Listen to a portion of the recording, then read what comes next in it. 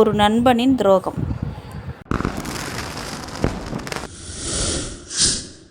முன்னொரு காலத்தில் 2 உயிர் நண்பர்கள் வாழ்ந்து வந்தார்கள். ஒருவன் பெயர் ராமு, இன்னொருவன் பெயர் கோகுல். ராமு சாகசம் செய்வதில் ஆர்வமுள்ளவர். கோகுல், நம்ம எங்கேயாச்சும் காடு மாதிரி இடத்துக்கு போய் சுற்றி பார்க்கலாமா? காட்டுக்குள்ளையா? போன வாரம் மலைக்கு போனோம், இந்த வாரம் காட்டுக்கு போகிறோமா? சரி, ஓகே, போகலாம். இருவரும் காட்டிற்கு சென்றார்கள்.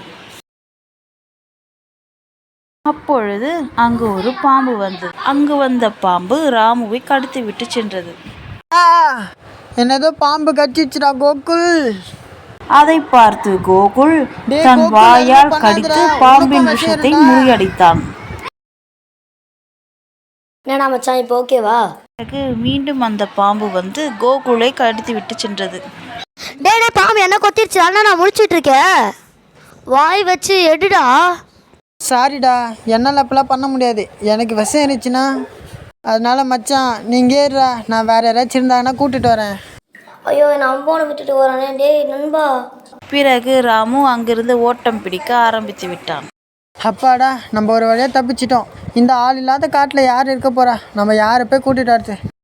அப்பொழுது அங்கு ஒரு புலி வந்தது. ஐயோ, புலி யாராச்சும் வந்து காப்பாத்துங்க. புலியின் நெஞ்சில் ஒரு துப்பாக்கி தோட்டா பாய்ந்தது. கையில் துப்பாக்கியுடன் அங்கு கோகுல் வந்தான். கோகுல், நீ எப்படிடா வந்த?